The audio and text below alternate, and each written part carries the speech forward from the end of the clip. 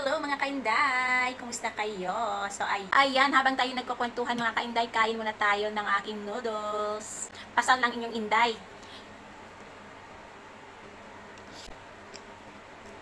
So ayun na nga po mga kainday, nung nakaraang mga video ko ay naibahagi ko sa inyo na nagkaroon ako ng violation. Kainday. So yung unang-una yung unoriginal content, yun ay nagtagal talaga mga kainday. Ilang months din yun mga kainday na bago natanggal ang unoriginal na yon. So ayun na nga po. Tapos nung matanggal ang saya ko, may pasayaw-sayaw ako.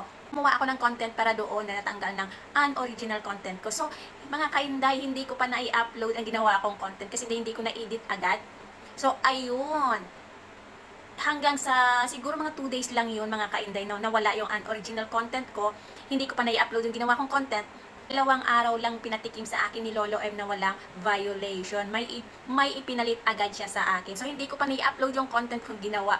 May violation na agad ako. So, syempre dahil nagawa ko na yung video, in-upload ko pa rin mga kainday. So ngayon magkaroon na naman ako ng bagong violation, yung limited originality content. So ayun, ginawan ko na naman ulit ng ng content. So ayan, kahapon nga nagagawa nga ako, pinapakita ko yung paano mag-check ng violation. So sinample ko itong page ko nga kasi alam ko may violation ako. Gusto ko ipakita. Tutin ko ang monetization ko kagabi.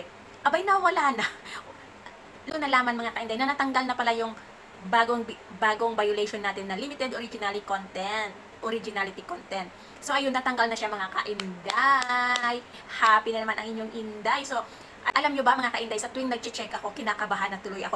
Baka may bago na naman ako makitang panibagong violation na kalagay doon. So ayun na nga po. So eto na naman, ginawa na naman natin ng content. Ewan ko, pag-upload ko nito may violation na naman ako. So ayun na nga po mga kainday. Basta ngayon, happy lang tayo mga kainday. At sinisipag ako. At saka kung napapansin nyo yung mga reels ko, more on original content tayo ngayon. So ayan.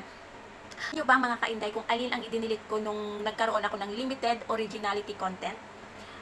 So napaisip talaga ako alin doon, yung video doon ang nagka-issue ng ganon. So tiningnan ko itong long form video ko mga kainday.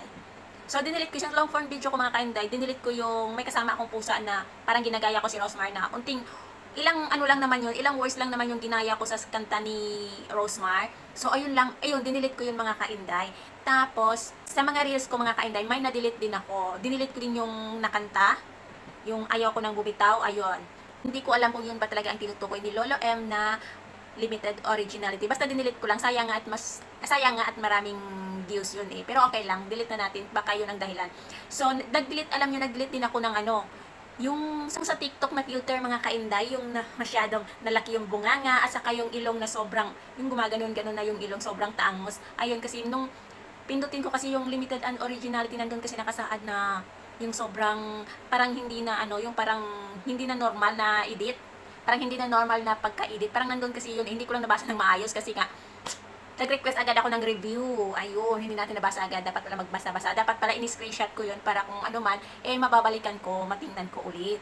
So, ayun, dahil nga nagmamadali at ako'y hindi ko alam yung nararamdaman ko kasi ang saya-saya kong natanggal ng unoriginal content ko tapos may nilagay ulit si Lolo M. Kaya parang hindi ko alam yung mararamdaman ko. Parang nanlumo na naman ako. Pero ngayon sinisipag pa rin ako. Pero nagkaroon ako mga kainday ng limited originality content, hindi pa rin ako sumuko. Sabi ko, hindi pa rin ako susuko. Mag-upload pa rin ako ng reels ko.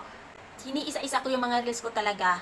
Kung hindi kasi makikita mga kainday kung aling video ang nagkaroon ng violation doon. Kaya hula-hula talaga ako. Kaya delete na lang muna ako yung sa tingin ko na baka iyon. Pero nga po mga kainday, ngayon masaya na naman tayo at may pag-asa na naman tayo sa reels. Sana naman Lolo M, maawa ka na sa akin. Wag mo na akong lagyan ng violation ulit. So ayan, ingat na po ako sa pag-upload ngayon sa aking video mga kainday. Ayan, kain tayo at ako'y pasal na.